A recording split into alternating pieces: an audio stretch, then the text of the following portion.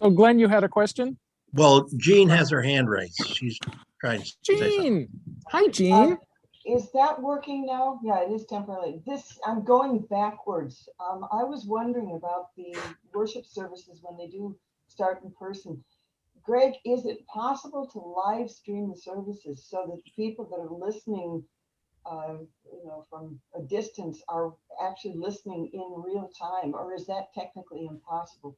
Well, you will not be surprised to learn that your tech committee has been busily exploring all of the options, looking for the most affordable option that will still adequately transmit our wonderful music and still be able to hear what people are saying and just really capture a sense of the service. So there is much discussion underway. Unfortunately, all of the good options cost some money, and the church is busily also spending money on things that we absolutely need for in-person, filters to circulate the air better, that sort of thing. So it's grinding through in process slowly, but we kind of don't want to just put up one camera at the back and witness the service as if we were standing outside, which is kind of where we are right now. We want to be able to have some decent looking video to share live. They keep telling me it ain't going to be the National Cathedral, and I guess I'm resigned to that. But we would like to be a step up from not the way Larry does them, but the way most parents do a high school play, sticking a camera up in the back and just seeing a wide shot the whole time and not being able to see people's faces and not being able to hear the music adequately. We really want to step it up. So for the time when Glenn speaks of there being a video service as well as an in-person morning prayer, the video service will be the same as we've been doing for a year, pre-produced with Glenn and the lector and the worship leader appearing via a Zoom thing that we record early in the week. And then Tim sends me a list of music to put in between the things in the service where the bulletin indicates. And if it looks like it's going to be a while, we will probably produce some more of our virtual choir stuff. We certainly have some hymns that we'd love to do and some other things. So yes, that's probably more than you wanted to know. The reason I ask is there's a young 30-year-old that is going to be producing, and I put that in air quotes, my recital in 2 weeks. It will be a live recital, it came in the newsletter. But he is setting these really cheap computer microphones and cameras and everything, and he's going to be able to, with a push of his button, he can show my feet or my hands or a picture of the front of the church, and he doesn't seem to think it's a big deal. And he's live streaming my recital over Facebook. So I don't know how he's doing it, but maybe as a 30-year-old, you could ask Robbie. He doesn't seem to think it's a big deal at all. Well, it's not a big deal for a tech-oriented person to be in charge of everything and do it. Peter or Rick or I could probably come into church and do it all by ourselves and it would be okay. The problem is we need to have a system that we can employ volunteers to do because we don't want to steal someone from the choir. And we would like to be able to have something that we can do long-term, even if Peter and Rick and Greg were not available. So we're trying to come up with some infrastructure that is easy to use for many different volunteers, but also affordable. And Greg, could I like add something? There's a company out there, I believe it's called Vimo, that allows you to use an iPhone or an iPad as a streaming camera. And it also turns that camera into like a 6-view mixer. We've actually looked into a couple of things like that. Okay, and I know we're using some parents to videotape athletic events that way and live stream. It has its challenges, but it's, it's so much, the technology is just pouring in every day. It really is. And I think what we finally end up with will probably have some sort of phone component and a computer laptop component. And of course, then there's making sure we can stream it from the sanctuary in a way that isn't going to be disappointing. So there's a lot of work that has to be done. And I believe Vestry is still mulling over options. Is that right, Peter? Is that a good way to describe it? Yes, it is. And thank you for giving this wonderful walkthrough what we are wrestling with. I can connect you with my 30-year-old friend down in Troy, Pennsylvania, if you need some information. Well, That's I'd love kind of I'd tongue in love to cheek, but- understand. I'd love to understand what his setup is. That could be helpful. If you want to give him my email, that would be great.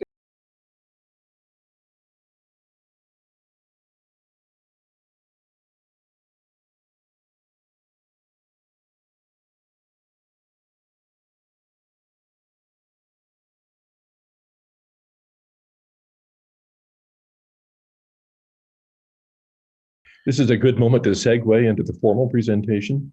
We are at the 11:30 hour, and so it's a really honor and privilege for us to be able to welcome Larry Kassan here to do a presentation today. I think that he's known to the vast majority of our congregation. He is, as you can see from the screen, he's the coordinator of special events and theater for the Binghamton schools, the entire school district. For decades, he has worked at Binghamton High School, running the theater program there, running events in Helen Foley Theater, mentoring just generations of students, including many, many Trinity kids, including my three. So, for which I, as a parent, am eternally grateful.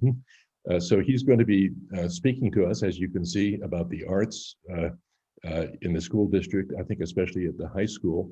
I did pass on the request from last week that Rod Serling at least get mentioned. He was happy to do that. He was, by the way, the founder of the Rod Serling Video Festival, which is nationwide right now. It's a huge thing, and responsible for that.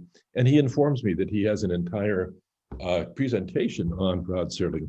So we may need to get you back here, Larry, another time just to do that. So the floor is yours. Go ahead. Well, thank you so much. That's awesome.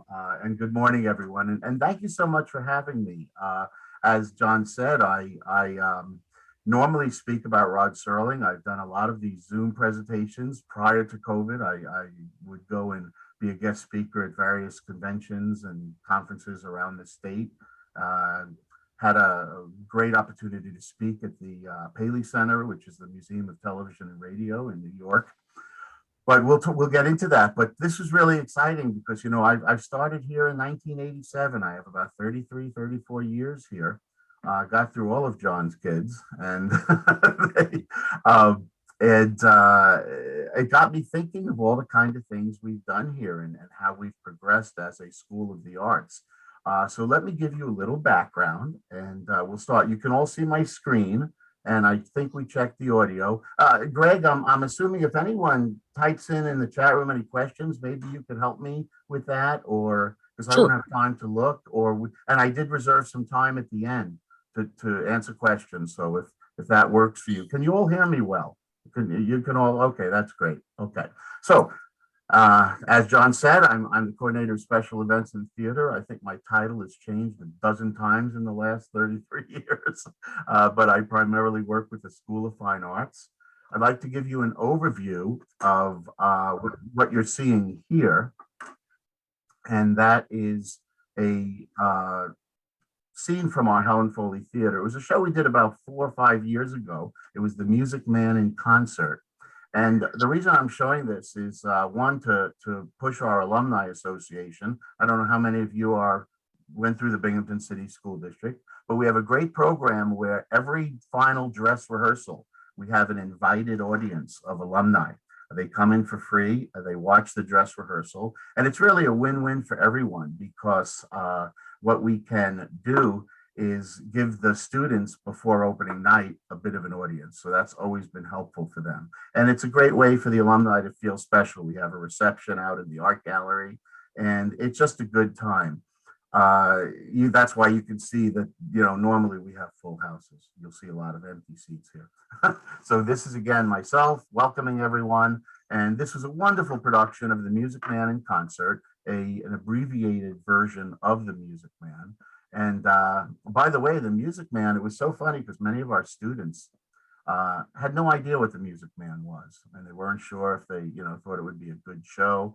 And they just fell in love with it. And we had 4 gentlemen. I don't know if you know, there's a group in town called the Barbershoppers.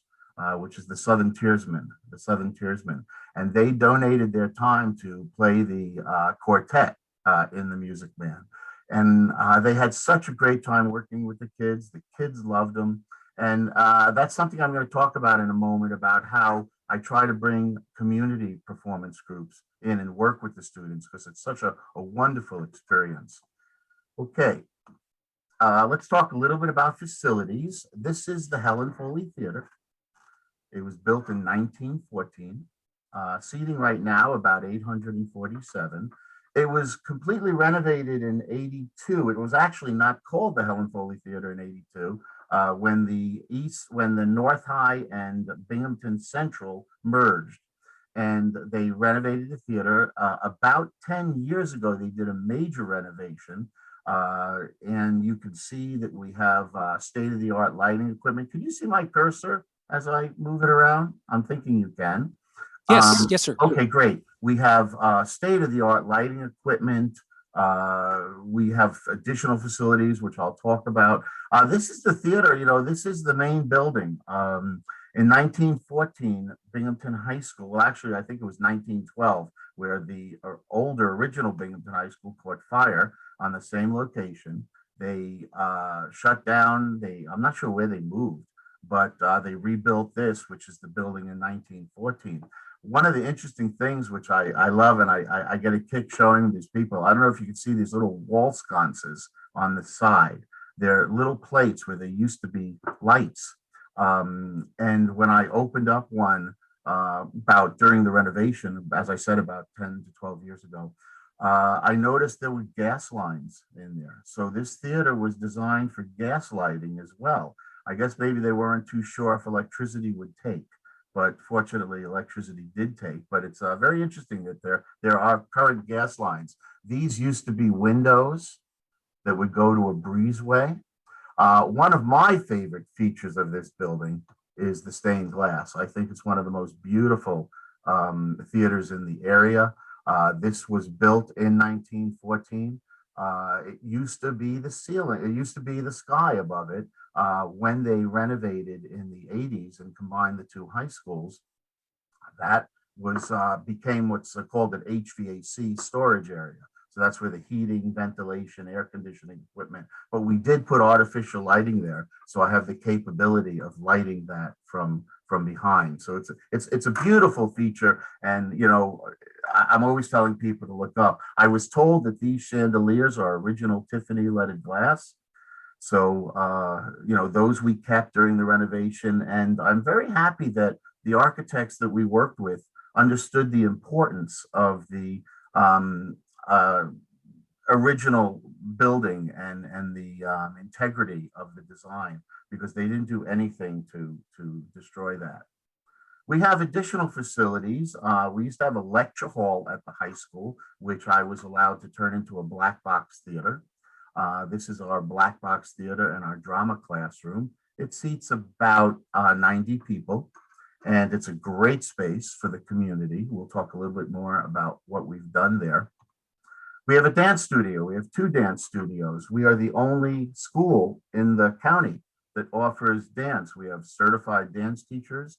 It's a curriculum approved by New York State Ed, and we're pretty excited about that. And an art gallery, which was part of the renovation. It's a beautiful space. You enter the theater through the art gallery, and we have a great visual arts program as well at Binghamton Schools. So that's another beautiful part. You can see the wood floor on the entranceways. There's actually inlaid tile, wood tile, and very, very happy and just so proud of that space. As I said, we try to act as a space for both in-school and community. Now, I'm talking pre-COVID. Right now, we've been locked up for about 14 months and no one gets in the theater. But I could show you that this is a group called SRO, which did a production of Stephen Sondheim's Company many years ago. Here are those barbershoppers, the Southern Tiersmen in rehearsal.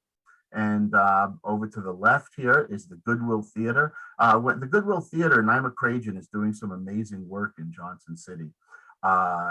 It's the Firehouse stage and the Goodwill Theater. She's actually building a tent right now. But when she runs into a program that needs a larger audience capacity, she comes and uses the Helen Foley Theater. This was a dinosaur program for kids, great time. And we've also had arts and education where, I don't know if you can remember, this gentleman is a famous actor. His name is Tony Lobianco, and he was in movies like The French Connection, Police Story on NBC. That's a long time ago, but a very good actor. He toured the country in a one-man show about the life of Fiorello LaGuardia, and he came to the Helen Foley Theater. I set up the office for him, and just a wonderful program he did for our students. So again, we want to use the facility for both community, in school, and try to open it up as a community space as well. It makes the calendar a little difficult, but we get through it. Talking about musicals, let me start with musicals. We're going to talk today about both musicals and regular plays. We do all the standard musicals, some modern, some what I call the classics. Here you can see to the left is Once Upon a Mattress. That was the musical that made Carol Burnett a big star. I was very happy. We won an award for scenic design for this musical in a national contest. And this is, you can see the bed. It's, for those of you who are not familiar with Once Upon a Mattress, it's the story of the Princess and the Pea. Looking over to the right, Guys and Dolls. We actually used the Ed Hopper paintings as an inspiration for that design. So this is kind of, we tried to get that look of a Hopper painting. Here, John might be familiar with this. This was our set for Man of La Mancha, and we'll talk about that a little more in a moment. We were doing shows, and I'm kind of happy that we can do shows that aren't normally done in other high schools. You know, Man of La Mancha was quite an undertaking. You need to have the right cast. I'll talk a little bit about that in a moment. Also, we've done shows like Cabaret. We've done shows like To Kill a Mockingbird, along with the regular classics. But these are some shows that some high schools wouldn't necessarily touch. Here we have the South Pacific, and just, you know, a great opportunity for our kids to learn about what musical theater is out there. I'd like to show you this short little video. I have a few throughout. Greg, if any reason the audio doesn't come on, let me know immediately. But we're going to show you just a few short videos in this presentation. Here's our first one about musical theater.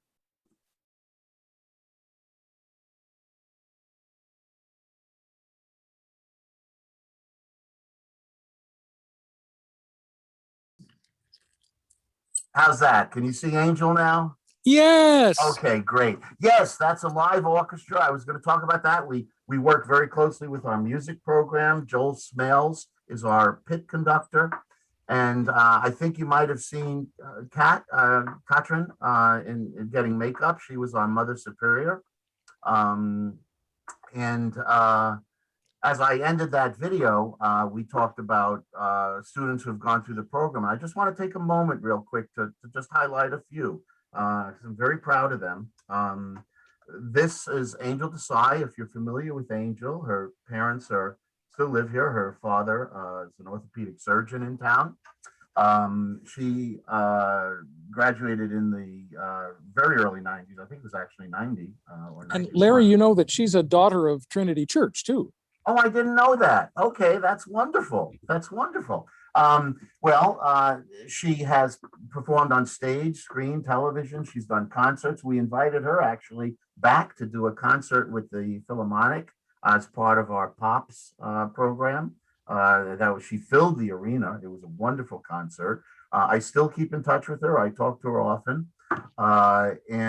She has performed on Broadway in Company. She's now doing a TV show, I believe, called, is it Blue Bloods or something like that? There's a television show. I don't watch a lot of television, but you know, she's done a lot of work. She also does a lot of voiceovers. but an extremely talented young woman. She, well, it's so funny. I still consider them all high school students of mine.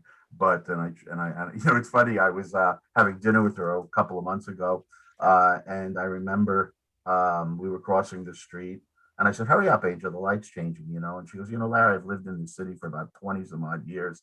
I don't need you to help, cross the street." And I just remember from chaperoning days, because that's what I did. We had busloads of high school students. But anyway, very talented. She just did a project here with the Goodwill Theater. You can find it at the Prospect Theater Company in New York City. Okay, Jenny Bank. I'm not sure if she's one of yours as well. Well, actually, she wouldn't be, no. But Jenny Bank is an opera performer. Here she is on the bottom left in The Marriage of Figaro. I believe she just became artistic director of Tri-Cities Opera, but she travels the country. She was here a while ago doing Sweeney Todd with the Tri-Cities Opera at the Forum. It's a wonderful performance. Okay, this next person I think you probably know well. Tim is an independent filmmaker now. When he graduated, he was working with Blue Man doing their video work for quite some time.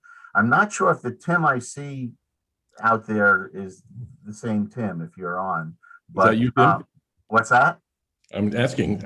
I'm not sure either. That may be. Yeah, because I see a Tim, but yeah, that's me. Hi, Larry. Oh, okay, hey Tim. Well, now I have to be careful what I say about you.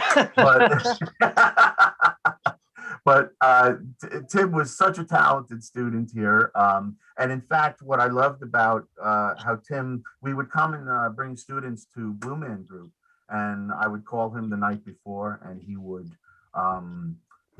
get our names up on, if you're not familiar with Blue Man Group, they have this message board, and it was always a lot of fun, and our kids got a kick out of that. Let me show you a couple of shots of Tim.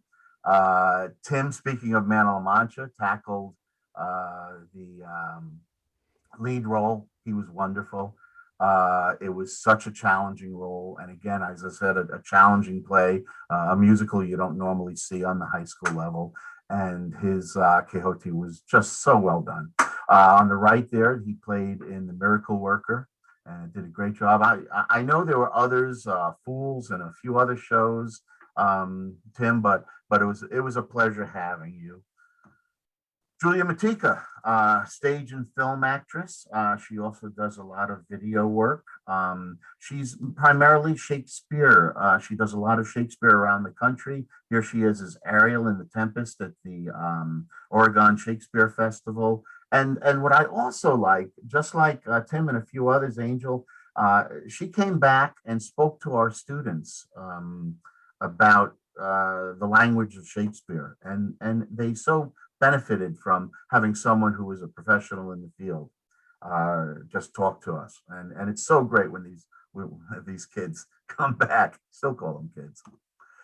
Even locally in tech, James Byron is now the assistant technical director at the Anderson Center for the Performing Arts. He has a degree in audio and music management from Full Sail down in Florida, a very prestigious school. And he still helps us out. He still comes back and works with us. And it's just a great opportunity to have him with us. And recently, Steve Ressner, he is a recording engineer, won a Grammy for recording. He used to work with MTV. He left MTV for Juilliard. He now teaches at the University of Rochester in their sound engineering department, and is another guy who will just, you call him up, he'll help you with a question. It's just great, and I'm really proud. There's so many others. I just wanted to put a few highlights, and we're really, just so happy for all these kids. Okay, as I said, we were closed for quite some time now. This is, I think, going on 14 months. We were able to kind of, squeak out a short presentation. Our last musical was 1776. Another show that's not often done, and part of that is because they feel that it's such a heavy male cast, but we were given permission to do it gender blind. So for example, our Benjamin Franklin was played by a female role. We had a John Adams who was a female. But I wanted to show you a clip because unfortunately, only the parents were able to come and see it. We were not allowed to open to the public. It was actually, I think, the first weekend before everything shut down. So I will show you this clip. Here you can see again, as I said, the gender blind casting, and I'll show you just a clip of the show.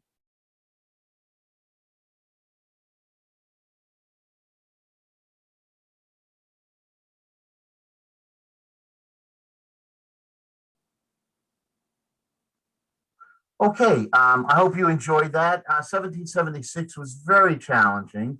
And I just wanted to take a moment and tell you a quick story about how proud I am of the diversity at Binghamton City Schools, because, I had no trouble. We had no trouble casting an African-American student as Thomas Jefferson. It was, I want to relate a story. We did Fiddler on the Roof quite a few years ago. And it was a wonderful experience for the kids, but our Yenta was a young African-American student, and she was having a little trouble with the whole, Jewish business for a Yenta.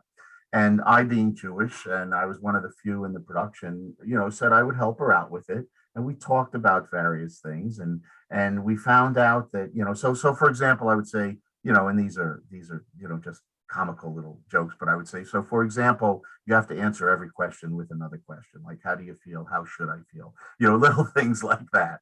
And she would take it. She worked at Wegmans, and whenever I showed up, I would go onto her line. She was a cashier, and there were a bunch of people behind us, and she would look at me and she'd go, "So, Mr. Kassan, how's by you?" And here's this wonderful, African-American young lady, and people looking at her. I say, how should I be? We were just talking. It was a great experience, but our kids are wonderful. I just thought that was great. Now, many of the kids in that show have gone on, and many of our students do go on to some very prestigious programs for musical theater. Two of the kids in that show have now studying a freshman year at Tisch School of the Arts at NYU. One is at the East Carolina School of Theater and Dance. We have a young student named Haven Stetson, who just got accepted for costume design at the Boston University School of Theater, and we have Ithaca College. So they really do some great stuff in both tech and performance. Let me show you this next slide. Jonah Capani, you may know him. His mother is a music teacher here. He just finished 4 years at the Eastman School of Music. Here he is in one of the roles. I think that's The Marriage of Figaro. And he's going on for graduate work at the University of Florida. So we're pretty excited about that. And he was in our Music Man, which you'll see a short clip coming up. Okay, plays. As I said, I mentioned that whereas many schools throughout the region concentrate a great deal on musical theater, and they do great work, not many of them concentrate that much on plays, on straight plays, comedies, or dramas. And we do.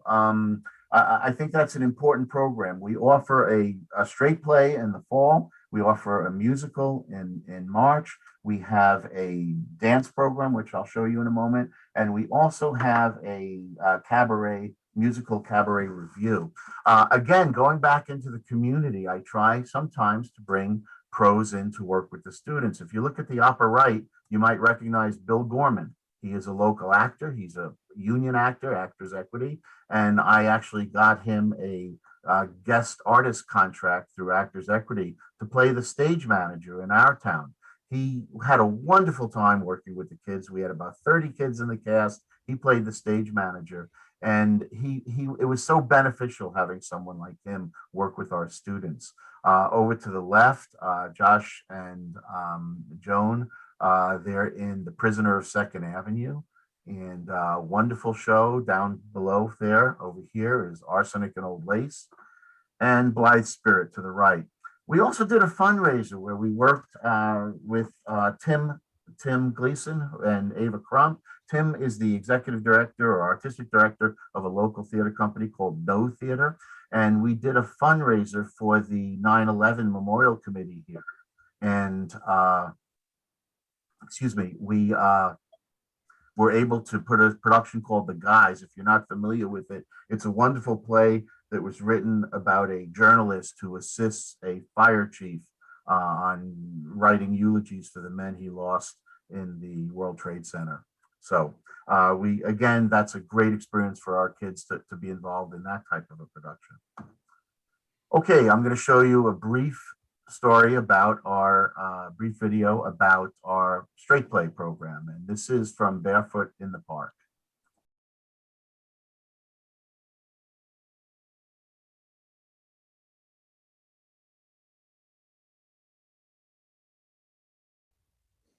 Now, I know there was a request to talk a little bit about Rod Serling, which I'm happy to do, but I want to tie it into the theater program. And Barefoot in the Park, if you don't know, there was a great movie with Jane Fonda and Robert Redford. Robert Redford actually started early in his career in The Twilight Zone, and he was one of the actors that appeared in The Twilight Zone. He worked with Rod Serling, so let's get that connection here. We'll talk Rod Serling. Born in 1924 on Christmas Day, he kind of considered himself, the family considered him a Christmas present that came unwrapped.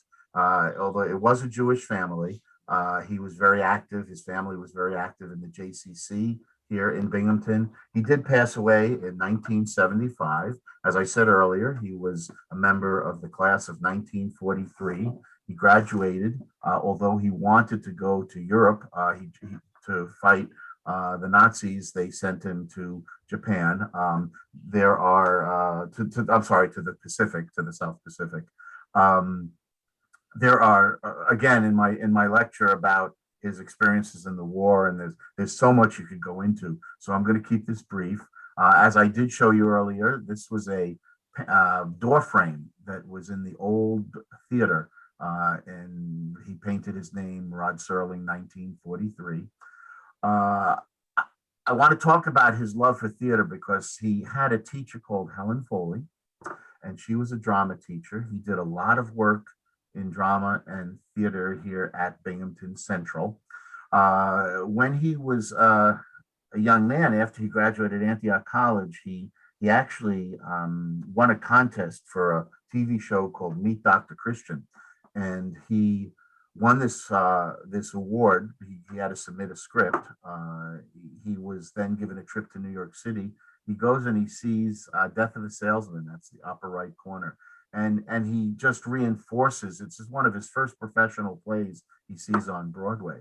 And as he becomes a writer and well-known, and I'm really jumping ahead because he starts working for Kraft Television Theater, the Kraft Playhouse 90, which was a CBS television production. And he actually wins his first Emmy for writing. Lower right, you can see a production called Patterns, and he won his first Emmy. In fact, that's I believe it's Richard Kiley, who was, speaking of Man of La Mancha, he was the original, I believe, Man of La Mancha on Broadway.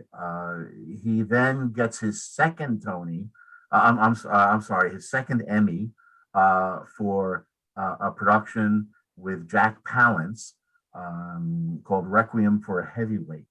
And Rod Serling was a boxer in the war, in the army. He was really a short guy, but he was a scrappy guy, and he was a boxer, and he knew a lot about boxing. And this was a wonderful story, and I'll talk a little bit more.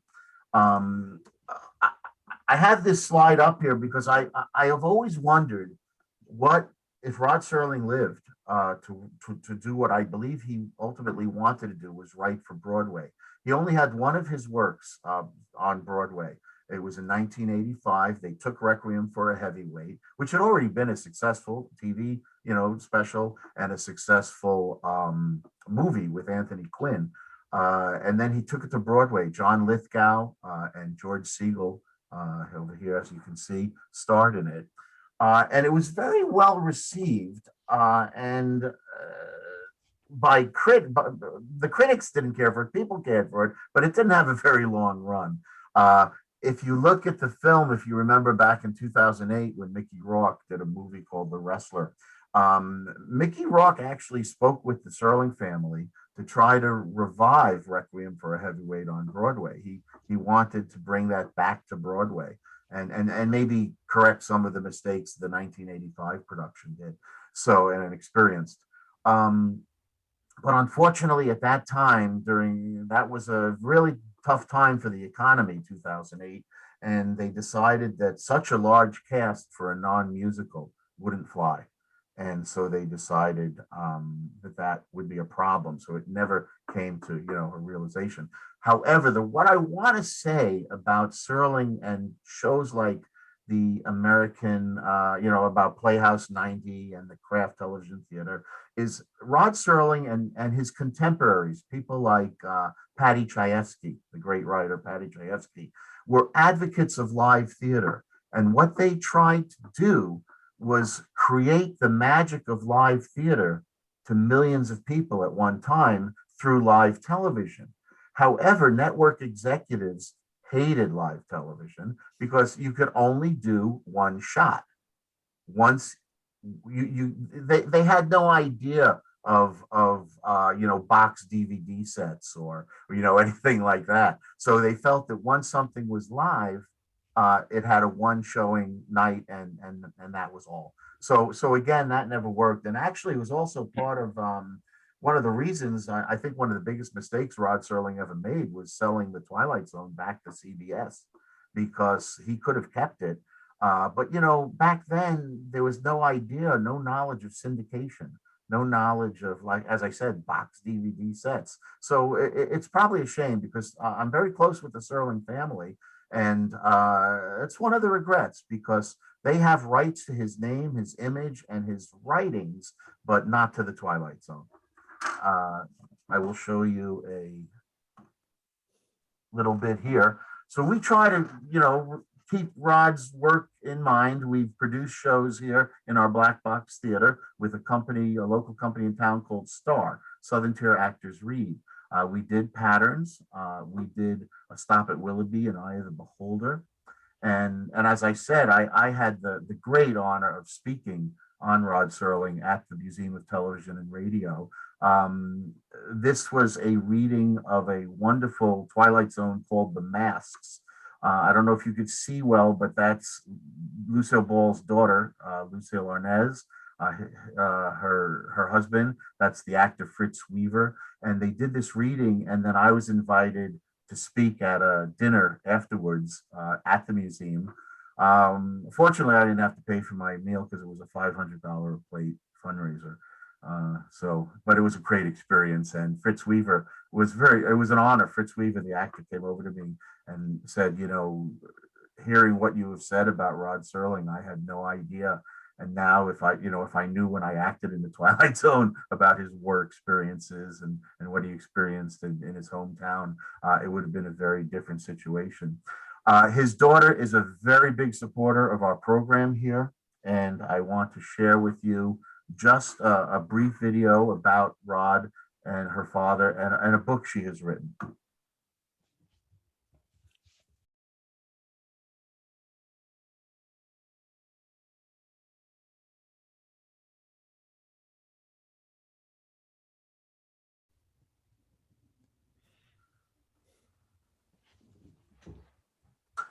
It's a wonderful book. If you have an opportunity, if you haven't read it yet, I know it's available locally, and it's just some wonderful stories about her dad, and again, it's a great idea that we're so fortunate that she's so supportive of our program here.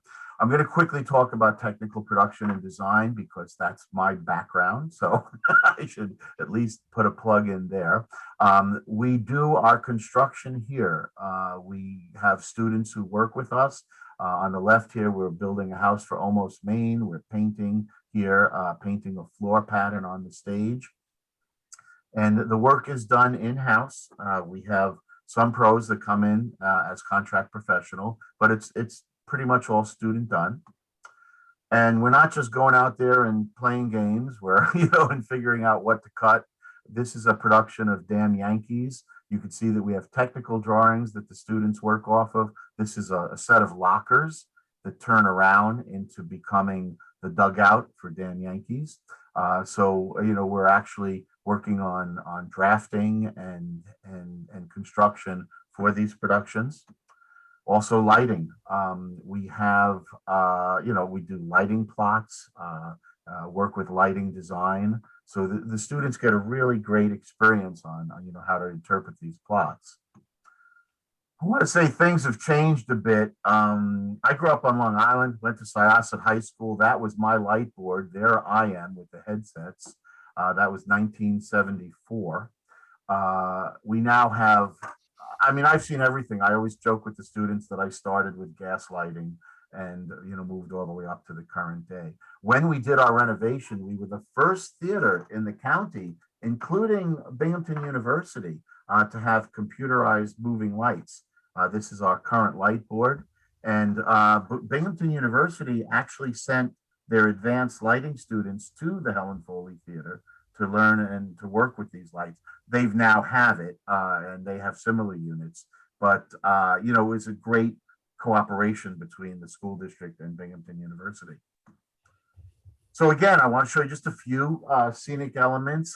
This is that production of Barefoot in the Park, which you saw. This is the bathroom here. We had a student working on an internship for scenic design. This is not tile. This is all paint. It looks like an old 50s tiled bathroom. The floor was done with Post-it notes, and then we were able to, just do a different amount of work. Those are actual fixtures loaned to us by Kavaric Hardware, but the rest of it is all paint and really beautifully done. Almost Main, you can see the roof. This is all cardboard painted to look like roof shingles. Our 1776, that was the the tally board. This is all just plain wood, plywood, painted to look with that grain texture. And these actually would slide to the yay or the nay column. And this is a production we recently did of The Addams Family. If you're familiar with the TV theme song, the design concept came from the lyrics in the song, "The house is a museum when people come to see them." We turned the whole house into type of a museum. We gained props from all over the area. This is marble. This is, again, strips of plywood that were painted to look like black marble. Now, this is the drop for the exterior of the house. That is not something we painted. I stopped painting drops in college. Now there are companies you could rent them from. It's a very big task. And you also need a big space. I would have to take up the gym for about 3-4 days and spread this out. But no, you could rent these drops. So that's a fortunate thing. Charlie Brown, we did You're a Good Man, Charlie Brown, and we also have some technology here. So I'll show you, for example, I think this is the only Snoopy doghouse, you'll watch it in a moment, that had a self-retracting staircase. And Snoopy would use that to get up and do his song and dance routine. So that's kind of fun. Again, briefly, I just want to talk about dance because the dance program is integral to our musical theater program. Our dance teachers choreograph. We do a show once a year. We couldn't do it this year because to dance, we had to keep each one masked and 12 foot apart. Now, wrestlers could wrestle masked. I couldn't understand that one because I think if you wrestle, I think you could dance. But regardless, those were the rules. And so let me just show you a brief clip here because I have a kind of a reputation of dealing with confetti and streamers.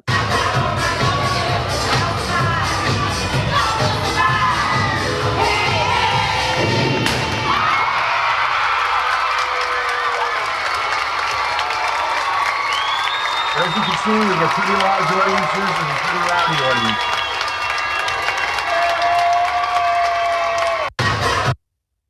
So now COVID-19, as I said, I wish we were using fog machines in the theater, but this is the only fog you see in theaters today. These guys come in. I'm hoping things open. You know, we're getting closer and closer to a reopening. As I said, we've been closed to the public for 14 months, but that didn't stop us. I wish I need some help from Tim because I've become like a filmmaker. I'm really a live event guy, but I'm learning a little bit about, video. And we did a production in March of the 39 Steps, which is an Alfred Hitchcock story.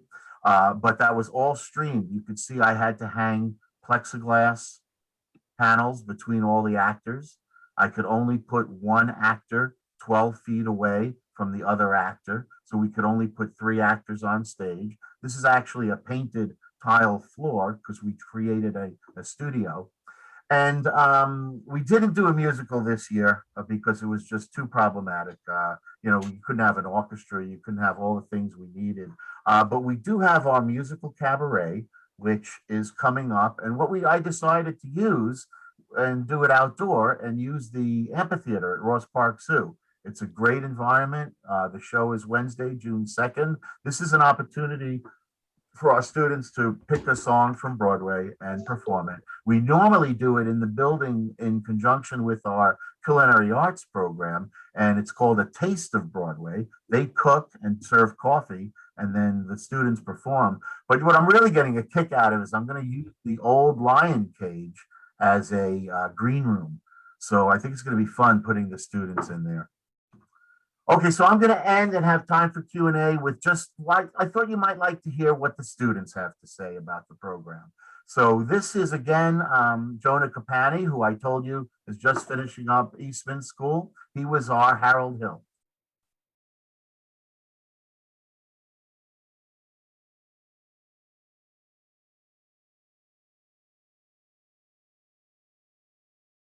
Okay, so I wasn't sure if I could stretch this to an hour and give you time for Q&A. I hope you enjoyed it. If you have questions, that's my email and phone number. And Greg, I don't know if there are any questions, or I'd be happy to, let me stop the share and get back to my picture here.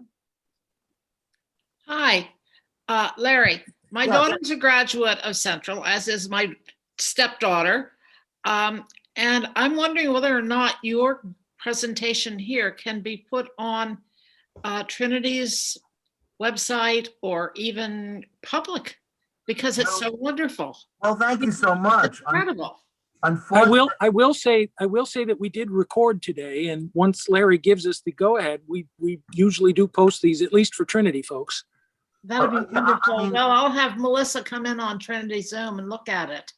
well, I She'll- would tell you, I don't want it to go too wide. We do have permission from the musical licensing companies for little clips. That's why you don't see a full song. We're not allowed to, present a full song online. How would it be if we just distributed it to Trinity folks? I think that would be fine. I think Okay. that would be fine. That's good. And I hope I sounded intelligent because Thank you. if this would help you and promote anyone who would like to learn about the program, I'd be Your happy. program is amazing. Absolutely amazing. Thank you. Yeah. Are there any other questions or, unfortunately, our cabaret, because, it's funny, we get a different email from the governor's office about twice a week about what we can and can't do. We were down to 100 people. Now we could do 200. But unfortunately, for this upcoming cabaret at Ross Park, I had to keep it to 100 because in the event of inclement weather, I wanted to make sure all the parents could get in, and we would do it in Helen Foley Theater. And inside the Helen Foley Theater, we're limited to 100. And anything over 100, you have to test and you have to show a vaccination. I also, one of my other jobs is I'm responsible for graduation at Binghamton High School. And right now we're looking at the NYSEG Stadium, and they just increased the amount of people we're allowed to have. But the minute you go over 200 people for an outdoor event, you have to show either provide a test or show vaccination. And, it's going to be very interesting because we're going to have testing tents out in the parking lot before people could come into the stadium. So it's going to be interesting. Last year, we did 7 ceremonies in one day of 50 graduates at a time. This year, I think we're going to try for 1. And that's because the stadiums were given a larger seating occupancy, but still dealing with social distancing, masks, and again, having to test everyone. Jean has her hand up. I think Jean Okay. would like to ask a question. It's not a question, it's a thank you from way back when. My mother and father met in Central High School in French class, but my mother starred in Iolanthe with someone called Pop Hartley. And I have the picture in my mother's yearbook of my mother, gorgeous as she was, starring in Binghamton High School. Oh, So that's wonderful. indirectly, I have to thank you because otherwise I wouldn't be here. That's wonderful. It's so funny because I get such great stories. I mean, I could talk forever about Helen Foley. If you remembered, if any of you had her as a teacher, I'm not sure, but people like Al Nocciolino, who runs the Broadway Theater League, and people like that, they're constantly telling me stories. And it's so funny because I had the great opportunity to meet her. She had already retired before I started working here in '87, but she would come by and she would help us out once in a while, or at least, keep a tab. And she was so funny because she would say to me, what show are you doing this fall? And I would tell her, and she'd go, that's a dreadful show. Why are you doing it? She was just such a great lady. And I've heard such wonderful stories about her. And as a matter of fact, in 2 years, it's going to be, I think, 75 years since a play that she did was here. We're thinking of doing that show. So that's going to be fun.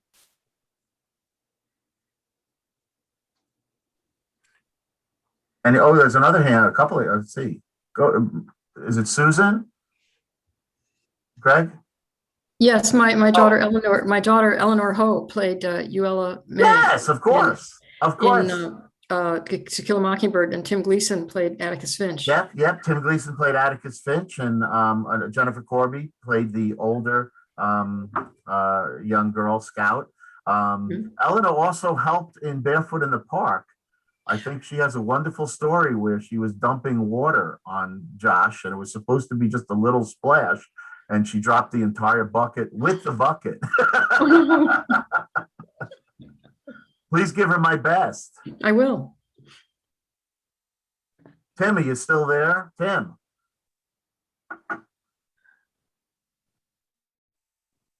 I am. I was just writing a note because I have to leave as well, but I wanted to say. Okay. Well, it was so good to see you. I did have a question. Sure.